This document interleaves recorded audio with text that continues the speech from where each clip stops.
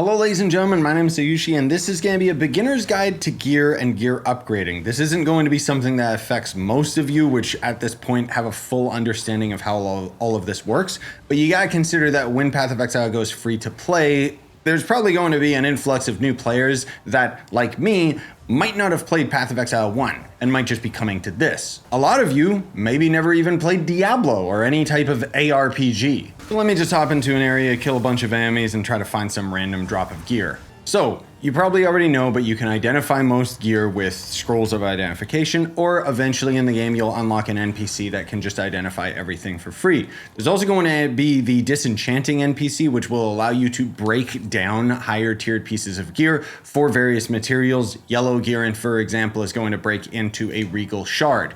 The reason for this is because if we go to the currency tab, the various shards up here, once you collect 10 of them, will become the full version of the item that they are a shard of. Gear itself comes in various qualities, which is going to be white, blue, yellow, and unique. So the white pieces of gear are going to be something that you can use Orb of Transmutation to turn into a magic item with one modifier, or you can use an Orb of Augmentation to make a magic item have another additional modifier, an Orb of Alchemy, which turns a normal white item into a rare item, which is the yellow items, or a Orb of Regal, which makes it so that a magic item, a blue item, turns into a rare item with a single modifier.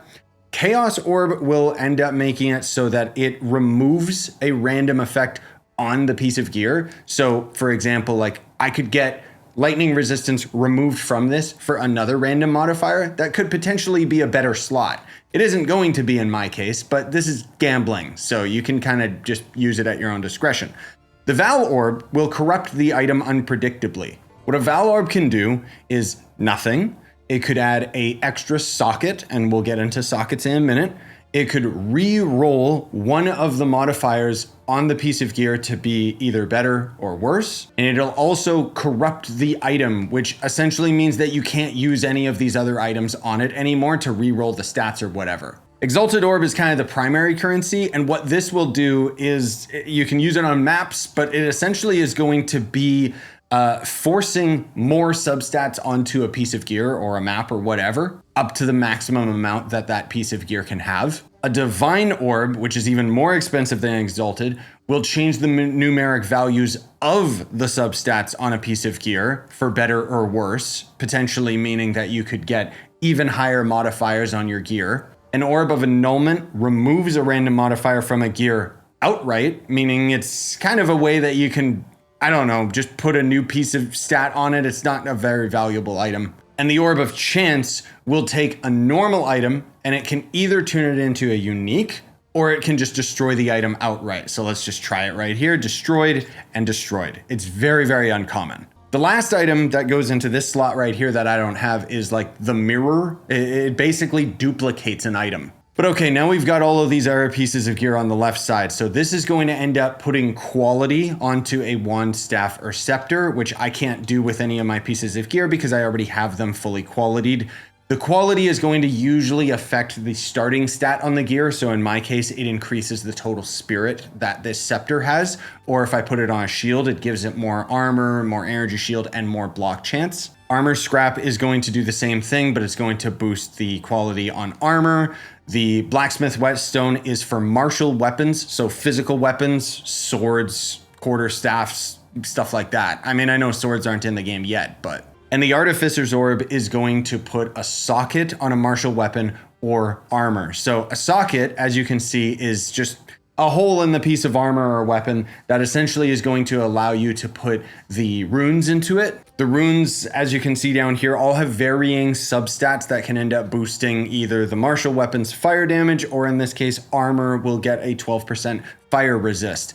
And there's all sorts of different runes that you can socket into different slots, and you can also socket a new rune over top of an existing one, which will delete the old one, but maybe you end up swapping some of your gear around and then you need a little bit more lightning resist. And all of the other items on this side of the tab are pretty much going to end up being related to your gems. So this will end up giving you more support slots. This gives you even more support slots. This gives you even more support slots.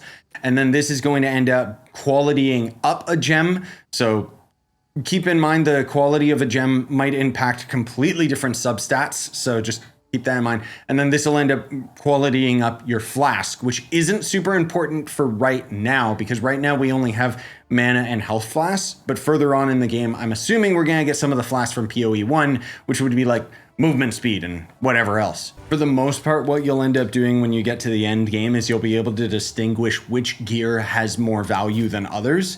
And in most cases, you'll just be loot collecting all of this crap just to get the basic resources, or salvaging gear so that you can get the other various resources out of them. And when you get even further on into the end game and you don't really have to worry about picking anything up, then you could just get a super strict item filter, which I have in our video talking about item filters, and then you can just kind of ignore everything that isn't valuable enough to sell. Keep in mind, I do have a trading guide, but for the sake of today's video, I do think it's important to talk about currency exchange, because you can actually just exchange most of the items that I just talked about without having to interact with another player. Like, let's just say I want exalted orbs, and I have a, I don't know, I have a divine or a chaos that I want to sell. So I can see that the exalted are actually more valuable than the chaos orb. But okay, let's get into the more complicated crafting in the game, which is going to end up being the distilled resources. So if we end up going over to my distilled tab, you can see there's these various distilled resources that you'll end up getting from the breaches, or delirium, sorry, not breaches. This is basically when you're in a map and there's like a mirror dimension that you walk through and you kill a bunch of enemies within a time limit, and then you get a bunch of distilled based on how well you did. So what these are going to do is you can use them to force certain stats onto waystones or your maps, in which case greed is almost always going to be the best one. But you can also do distilled emotions to instill amulets with notable passives. So this is not really explained in the game very well. But if we go to any of these bigger nodes on the skill tree and we identify it, or scroll through it, you can see that this takes envy, paranoia, envy in that specific order. So if I take one of these items and I go envy, paranoia, envy, and then I put an amulet into this slot, I can forcibly put that passive node onto the amulet. You can only put one node at a time on an amulet, but still, it's a great way to iron out your kit with stats that you might otherwise not even bother going for.